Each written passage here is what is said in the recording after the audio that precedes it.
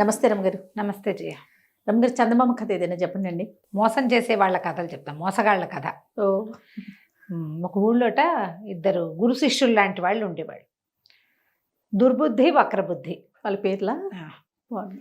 అంటే బహుశా పేర్లు అవి అయ్యి ఉండవు, చుట్టుపక్కల జనాలు పెట్టుంటారు.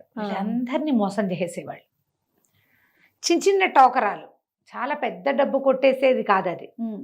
చిన్నగా బోల్తా కొట్టించి ఆ పూటకి పబ్బం గడిపేసుకోవటం. ఈ దుర్బుద్ధి, వక్రబుద్ధి ఆ ఊరు ఈ ఊరు తిరుగుతూ ఆ ఊళ్ళల్లో జనాల్ని టోకరాలు ఇచ్చేవాళ్ళు. ఈ ఊళ్ళని అయిపోయాక ఒకరోజు పక్క ఊరు వెళ్ళారు. వెళ్ళి అక్కడ స్థిరపడాలి. మనం స్థిరపడాలంటే ఏం చేద్దాము అని ఆలోచించి అట్లా చూసుకుంటూ వెళ్ళి ఏం చేసేట ఒక సావిట్లో మామూలుగా ఇళ్లలో ఎలా ఉండేవి, పాతకాలపు ఇళ్ళు, ముందుకు ఇల్లుండి వెనకాలకి గొడ్ల సావిళ్ళు ఉండేవి. ఇంటి మీద నుంచి ఇటా లోపలికి వెనకాలకి వెళ్తే పెరళ్ళు ఉంటాయి కదా. ముందు సావిళ్ళు ఉండి వెనక్కి ఇళ్ళు ఉండేది అసలు కనపడేదే కాదు, చాలా తక్కువ. అనుకోకుండా వీళ్ళకి ఏం కనపడింది, ఒక శాల పక్కనే ఇల్లు, ఆ శాలకి గేట్ లేదు. శాల అంటే పశువుల శాల. పశువుల శాల. పశువుల శాల ఉండి పక్కనే ఇల్లు ఉంది, పక్క పక్కనే అది ఇది ఇట్లా ఉన్నాయి. దీనికి ఊరికే ఏదో చిన్న గొట్టం లాంటిది అడ్డం పెట్టారు, అంత జోరుగా లేదు. తాళాలు గీళాలు లేవు. ఇంట్లో మరి జనం తక్కువ ఉన్నారో ఏమో, ఎవరు బయట వాకిట్లో కాపలా పడుకోవటం. పాతకాలం ఏం చేసేవాళ్ళు పెద్దవాళ్ళు, వాళ్ళు వాకిట్ పంచలో పడుకోవటము, వాకిట్లో మంచం వేసి పడుకోవటం, అరుగు మీద పడుకోవటం. ఎవడైనా మనిషి కదిలేసరికి ఎవడరా అంటూ ఉండేవాళ్ళు. వీధి కుక్కలు ఉండటము, గొడ్లే కొత్త మనిషి వస్తే ఎడ్లు గిత్తలు అవి బుసలు కొట్టడం ఏదో ఉండేది. అరుస్తాయా రమ్మగారు? గొడ్లు అరుస్తాయా? అరుస్తాయి. కొన్నిటికి ఇరిటేషన్, మనుషుల్లో ఇరిటబుల్ మనుషులు ఉండట్టే గొడ్లల్లో కూడా ఉంటాయి. కొత్త వాళ్ళని చూడగానే గిత్తలు అవి బుస కొడతాయి. గాలి గట్టిగా వదిలిపెట్టడం, చేయటం, రంకేయటం. గేదెల్లో కూడా ఒకటి రెండు ఒప్పుకోవు, కొత్త మనిషిని ఒప్పుకోవు, ముట్టుకోవటానికి కూడా ఒప్పుకోవు. అన్నీ కాదు, అన్నీ సాధువుగా ఉంటూ ఉంటాయి. ఒక్కొక్కటి రెండు వాటి వల్ల అవి కాపలాగా కూడా పరిణమిస్తూ ఉంటుంది అనమాట. అయితే ఇవి ఏం చేశారు వీళ్ళు, ఆ శాలలో ఒక ఎద్దు ఒకటి కనపడింది. ఏదో వెనక్కి ఒంటెద్దు బండి ఉంది, గొడ్లు ఏవో ఇంకా ఉన్నాయి. వీళ్ళు ఏం చేశారంటే ఆ ఎద్దు సాధువుగా ఉంది, దాని దారిని అది ఎటాగో చూస్తుంది. పడుకుని దాన్ని అయితే లేవదీయలేకపోయేవారు. అది నిలబడి ఉంది, ఏ మూతరించడానికో నుంచున్నట్టుంది. చల్లగా మెడలోంచి తాడోడు తీసుకుపోయి ఎక్కడో అడవి వైపుకి తీసుకెళ్ళి అక్కడ కట్టేసి పరిగెత్తుకుంటూ ఊళ్ళోకి వచ్చేసారు. తెల్లవారేసరికి ఓ సత్రంలో చేరారు. వక్రబుద్ధి కొంచెం పెద్దవాడు, దుర్బుద్ధి కొంచెం చిన్నవాడు. ఆ వక్రబుద్ధి పోయి సత్రంలో వాళ్ళతో మాట్లాడుకుని అక్కడ ఉండిపోయాడు. ఈ దుర్బుద్ధి రోడ్డు మీద తిరుగుతున్నాడు. ఓకే. అయితే ఏమైంది, ఇంతలో ఈ పశువుల శాలలో నుంచి గొడ్డు తప్పిపోయింది కదా ఎద్దు. తెల్లవారే లేచి చూసుకునేసరికల్లా రైతుకి ఎద్దు కనపడలా. వాళ్ళ ఇంట్లో వాళ్ళంతా ఏదో పక్క ఊరు పెళ్ళికి వెళ్ళారు. అతనేమో అప్పుడే పెళ్ళి నుంచి వచ్చాడు. ఇంట్లో పిల్లలే పడుకున్నారు, వాళ్ళేమో చూసుకోలేదు. ఇంకేముంది, అయ్యో రామ నా ఎద్దు పోయిందని చుట్టుపక్కల అంతా వెతికారు. ఏం వెతుకుతారు, జనరల్గా తాళ్ళు కూడా తీసుకుని వెళ్ళిన గొడ్డు ఏ పక్క చేలోనో ఏ పక్క వాళ్ళ వాకిటోనో నుంచుంటుంది, ఎక్కడికో పరిగెత్తుకుంటూ పోదు కదా, అట్లా వెళ్ళవవి. ఇక చుట్టూతో అంతా వెతికారు. అయ్యో ఏదో అయిపోయిందని లబో దీపమని మొత్తుకుంటున్నారు. ఈ దుర్బుద్ధి ఏం చేశాడు, అక్కడ ఇక్కడ వెళ్తూ ఏమిటండి ఏమైంది, ఎందుకంత కాల్ చేస్తున్నారు అని చల్లగా కనుక్కుని, గొడ్డు పోయిందా, మా గురువుగారు ఒక ఆయన ఉన్నారండి, ఈ ఊళ్ళోనే ఎక్కడో దిగారన్నారు, ఏదో సత్రంలో దిగుతానని కబురు చేశారు, ఏ సత్రంలో ఉన్నారో చూసుకోండి. మరి ఆయన అయితే ఇట్లా పోయిన చిటికలో చెప్తాడండి, ఆయన జ్యోతిష్యం ఇట్టా ఇట్టా ఇట్టా వేళ్ల మీద ఉంటుందండి అన్నాడు. అనేసరికి ఆ ఊళ్ళో ఉన్నది ఒకటే సత్రం. అందరూ పొలమని పోయారు. పోతే ఆ లోపల వక్రబుద్ధి కూర్చుని ఉన్నాడు. ఏమంటే గురుగారు మీరు ఫలానా గురుగారేనా అని కనుక్కున్నారు. అవునన్నాడు. ఎద్దు పోయిందండి మా ఇంట్లోది, మరి ఎట్లా పోయిందో తెలియలేదు, ఎక్కడుందో చెప్పండి బాబు మీకు పుణ్యం ఉంటుందని రైతు బతిమలాడాడు. అట్లాంటివి ఏమైనా ఉంటే జనం చేరతారు. రోడ్డు మీద ఏదైనా యాక్సిడెంట్ అయినా బోళ్ళంత మంది చేరుతుంటారు చూడు. వాడు ఏమడుగుతాడో, ఈయన ఏం చెప్తాడో, నిజంగా దొరుకుతుందో దాని మీద పందేలు, దొరుకుతుందని దొరకదని, చిచ్చి ఇవన్నీ దొంగ మాటలని. ఒకడు కాదు, మా చిన్నప్పుడు ఇలాంటివి, మా ఇంట్లో చిలక వచ్చింది, చిలక ఎక్కడి నుంచి వచ్చిందో ఒక ఆయన చెప్పాడని ఏమో మాట్లాడుకుంటారు. అంతేగా. జనం చేరేసరికి నేనేం చేశాడు, బాగా ఆలోచించి నీ పేరేమిటో, మీ ఇల్లు ఏ దిక్కునుంది అని ఇట్లా బోల్డ్ ప్రశ్నలు వేసాడు. అక్కడి నుంచి సంచులోంచి 2 తాటాకు పుస్తకాలు తీసాడు. తాళపత్ర గ్రంథాలు ఉండేవి కదా, దాన్నంతా తిరిగేసి సూటిగా వెళ్ళు, ఊళ్ళోంచి అడవిలోకి వెళ్ళిపో, కుడి చేతి వైపుకి మళ్ళు, కుడి చేతి వైపున బాగా ముందుకెళ్తే ఒక మర్రి చెట్టు వస్తుంది. అవునండి అక్కడేదో మర్రి చెట్టు ఉందండి అన్నాడు. ఆ మర్రి చెట్టు మీదకి ఎదురుకుండా మళ్ళా నడు అక్కడ ఒక వేప చెట్టు ఉంటుంది. ఆ వేప చెట్టు నుంచి పక్కకు మళ్ళు అక్కడ చిన్న చింత చెట్టు ఉంది, నీ ఎద్దు అక్కడ కనపడుతోంది నాకు అన్నాడు. జనాలు వేప చెట్టు చింత చెట్టు ఎక్కడైనా ఆలోచిస్తుండగానే ఈ రైతు 5-6 వెంటేసుకుని పరిగెత్తుకుంటూ పోయాడు. వెళ్ళేసరికి ముందు మర్రి చెట్టు కనపడింది. దాని ఎదురుగుండా అలా నడవగా ఒక వేప చెట్టు ఉంది. దాని పక్క నుంచి ఇంకొంచెం దూరం నడిస్తే చిన్న చింత చెట్టు, దాని కింద పడుకుని నెమరేస్తున్న ఎద్దు కనపడింది. ఆశ్చర్యపోయారు. అయ్యో బాబాయ్ ఇంకేమైనా ఉందా, ఎట్లా కనిపెట్టేశాడు అమ్మో అనుకున్నారు. ఇక ఎద్దుని తీసుకొచ్చిన రైతు పళ్ళు తెచ్చాడు, ఫలాలు తెచ్చాడు, 10 రూపాయలు తీసుకొచ్చి ఇచ్చాడు. బాబా మీరు లేకపోతే నేను పిల్లలు గలవాడిని అన్యాయం అయిపోయివ్వండి, ఇది బ్రహ్మాండమైన ఎద్దు, మా ఊళ్ళో ఇది ఒక్కటే ఒంటెత్తు బండి అన్నాడు. ఇంటికి 10 దండాలు పెట్టారు. సత్రం వాళ్ళు మీరేం పావలా ఇవ్వక్కర్లా, హాయిగా 4 రోజులు ఉండి ఇక్కడే తినండి అన్నారు.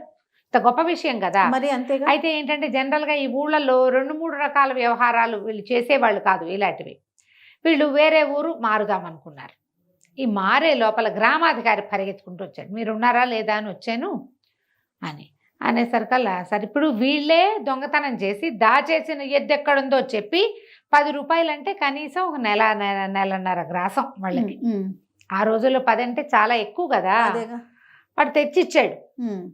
మరి వీళ్ళేమో చుట్టుపక్కల వాళ్ళు ఏవో పళ్ళు ఫలాలు సమర్పించారు. 4 రోజులు తినచ్చు. 2 రోజులు సత్రంలో చక్కగా శుభ్రంగా భోజనం చేశారు. వెళ్ళిపోదాం అనుకున్నారు. గ్రామాధికారి వచ్చేయమన్నాడు, మీరు జ్యోతిషాచార్యులు ఎవరైనా కావాలి నాకు, మీరు ఏమో ఎద్దును కనిపెట్టారట, నాది కూడా ఒకటి కనిపెట్టండి, బంగారు పాందాన్ని పోయిందండి నాది, అది ఎక్కడుందో చెప్పండి అన్నాడు.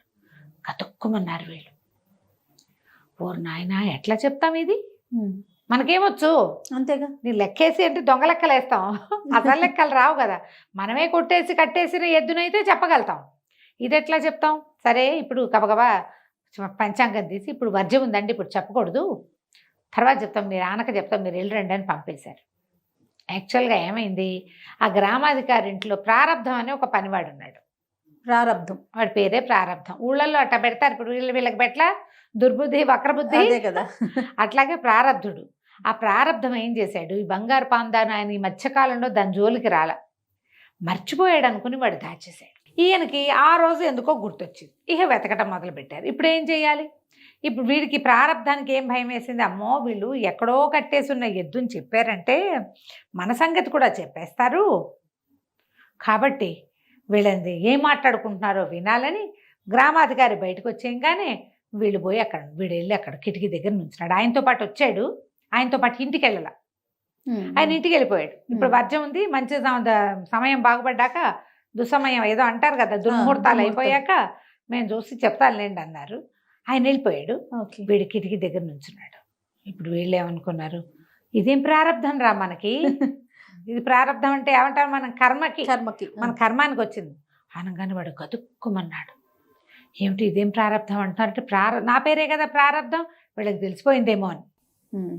అక్కడి నుంచి రెండోవాడు అన్నాడు, దుర్బుద్ధి అన్నాడు, ప్రారంధాలకు మనం ఏం చేసేది ఏం లేదండి, ఉత్తర దిక్కుగా నడిచి వెళ్ళిపోదాం అన్నాడు. ఆ ఊరికి ఉత్తరంగా ఇంకో ఊరుంది రామాపురం. ఉత్తర దిక్కు పట్టుకుని నడిచి వెళ్ళిపోదామని, కానీ వీడు హడలిపోయాడు. ఎందుకంటే వీడు ఉత్తరంలో ఉన్న శ్మశానం దగ్గర పాతి పెట్టాడు దాన్ని. పరిగెత్తుకుంటూ లోపలికి వచ్చాడు. బాబు మీ పుణ్యం ఉంటుందండి, ఉత్తర దిక్కులో నేను పాతేశానని మాత్రం చెప్పి, ఇప్పుడు ఉత్తరం కనపడింది, ప్రారంధం పేరు తెలిసింది వాళ్ళకి, ఉత్తరం కనపడింది. ఇప్పుడు ఏమవుతుంది, తవ్వాడు పాతాడు కనపడదు, అంతేగా కనిపిస్తుందిగా. అందుకని వచ్చేసాడు లోపలికి. బాబు మీ కాళ్ళు పట్టుకుంటానండి, 10 రూపాయలు సమర్పించుకుంటాను, నేను కూడా బంగారు పాందాని మీద ఆశతోటి చేశానండి, మీరు మాత్రం ఈ పని నేను చేశానని చెప్పకండి దయచేసి, ఎక్కడుందో చెప్పేస్తా అని చెప్పేసి వెళ్ళిపోయాడు. వీళ్ళు అమ్మాయి అనుకుని మర్నాడు పొద్దున్నే గ్రామాధికారిని కేకేసి, ఉత్తరంగా ఉన్న శ్మశానానికి ఒక సావిడి ఉంది, సావడి మొదటి మెట్టు దగ్గర తవ్వి పాత పెట్టబడి ఉంది మీది, ఎవరు అంటే అది కనిపించట్లేదని చెప్పేశారు.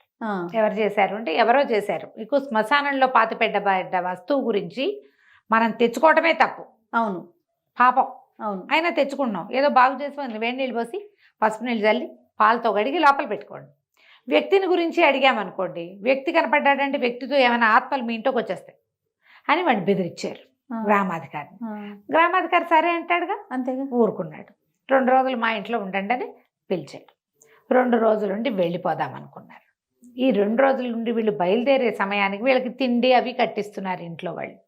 ఆ సమయానికి రాజుగారి దగ్గర నుంచి ఒక ఫర్మానా వచ్చింది. అక్కడి నుంచి ఏమైంది, రాజుగారు ఏం పంపించారు ఫర్మానా, రాజుగారి గట అప్పుడు ఆ కాలంలో ఈ ఊళ్ళన్నిటికీ పెద్ద రాజు ఒక ఆయన ఉన్నాడు. ఆయనకి ధర్మపాలుడని ఒక వ్యాపారస్తుడు వచ్చాడు. ఆ వ్యాపారస్తుడట చాలా సరదాట అతనికి. పందేలు కడతాడు. అతనికి 7 ఓడలు ఉన్నాయి.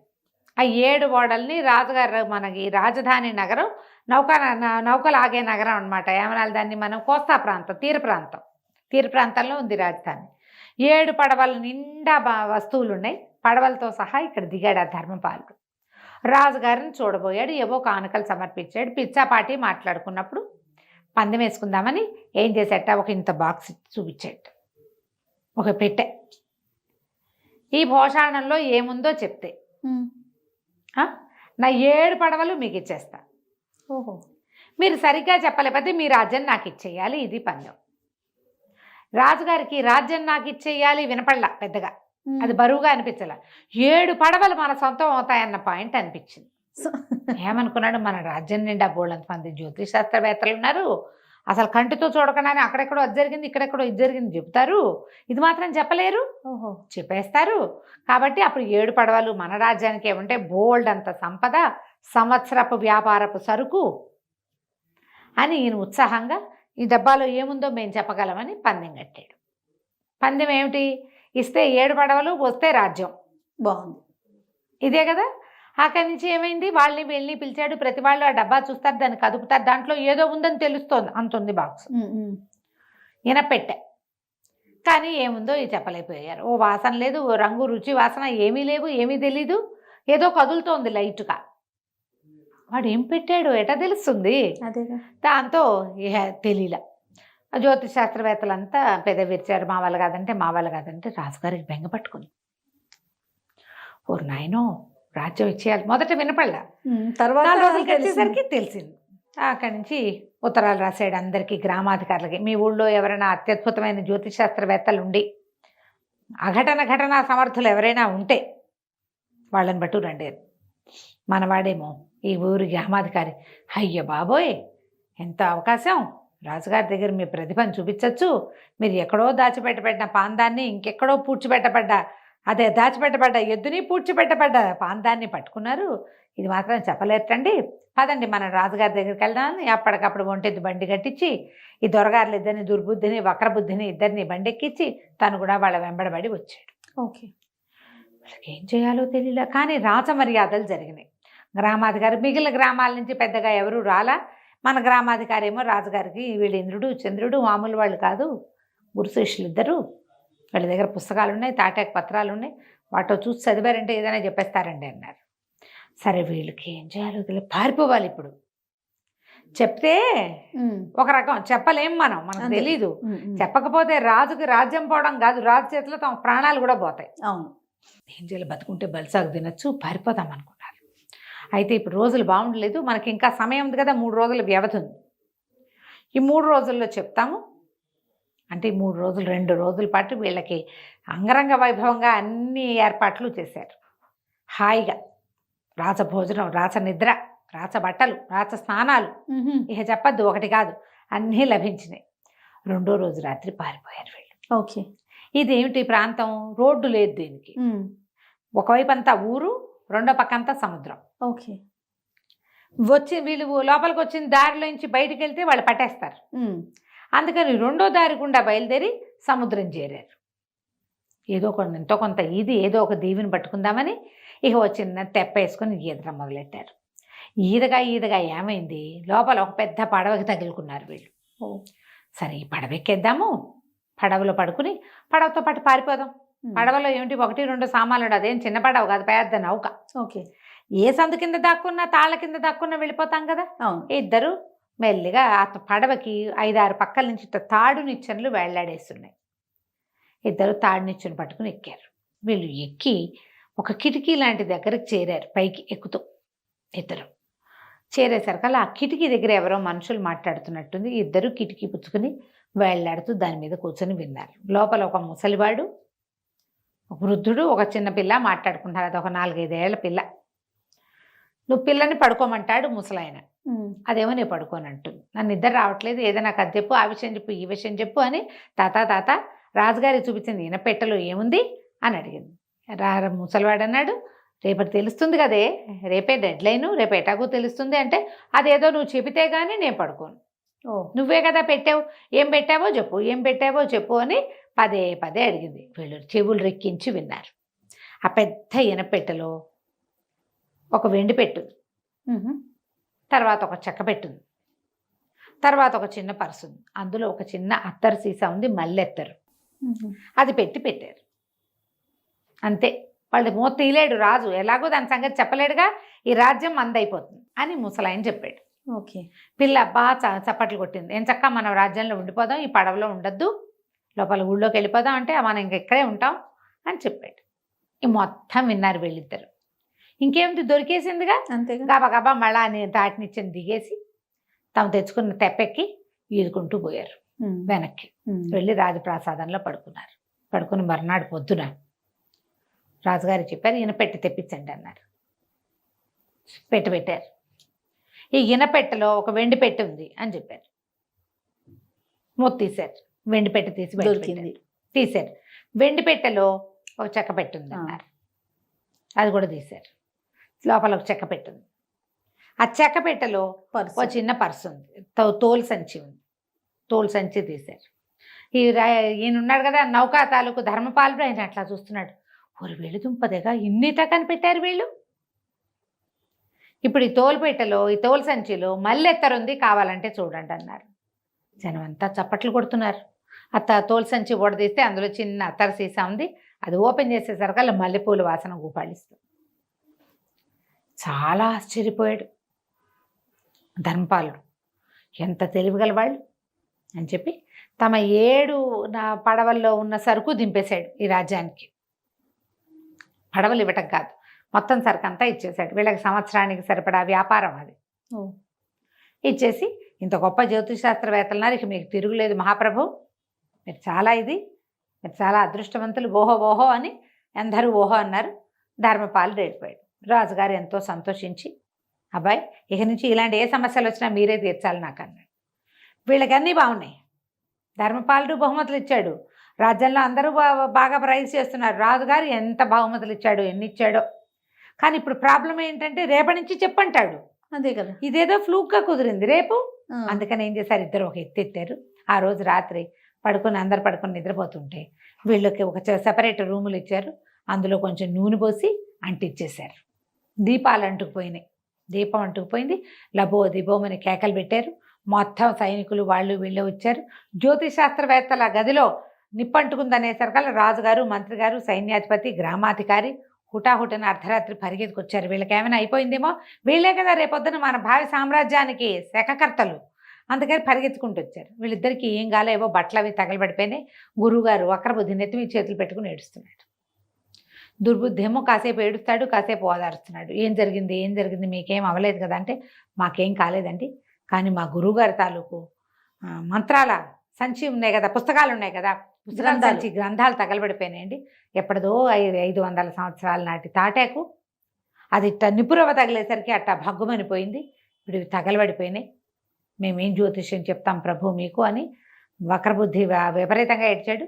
దుర్బుద్ధి కూడా బలబలా ఏడ్చాడు. గురువుగారు ఏడుస్తున్నాడు. రాజుగారు అన్నారు, ఏం పర్వాలేదు, మీరేం బాధపడకండి, మీ ఇద్దరికి చెరో పదవి ఇస్తా, మా ఆస్థానంలోనే ఉండండి. మీరు అవేవి చెప్పలేకపోయినా పర్వాలేదు, ఆల్రెడీ చెప్పి మా చాలా పెద్ద సమస్యను తీర్చేశారు మీరు, లేకపోతే రాజ్యం పోయేది. మీ వల్లే రాజ్యం ఉంది, హాయిగా చేరుకో, ఇల్లు ఇస్తాం, వివాహాలు చేసుకోండి, సుఖంగా ఉండండి ఇక్కడేనని చెప్పి వాళ్ళు అక్కడే ఉంచుకున్నారు. తెలివితేటలతో ఇంకా ఏమీ చేయక్కర్లేకుండా ఏదో మామూలుగా ఆఫీస్కి వెళ్ళొస్తూ ఉండొచ్చు. మనకి క్రికెటర్లకి వాళ్ళకి ఇస్తుంటారు ఉద్యోగాలు, ఏముంది ఊరికే వెళ్ళి చూసి వస్తారు, అంతకంటే ఏముండదుగా. వీళ్ళకి కూడా అంతే, చక్కగా ప్లేయర్స్కి ఇచ్చినట్టుగానే వీళ్ళకి కూడా మంచి పదవులు ఇచ్చి వాళ్ళతో పాటే ఉంచుకున్నారు. ఇంకా మోసాలకి వాళ్ళు పాల్పడలా, మంచి జీవితాలు వచ్చేసినాయి కదా. అది కంచికి మనం ఇంటికి. బాగుందండి. నమస్తే. నమస్తే జయ. సుమన్ టీవీలో మీ పర్సనల్ అండ్ బిజినెస్ ప్రమోషన్స్ కోసం కింది నెంబర్కి కాంటాక్ట్ చేయండి.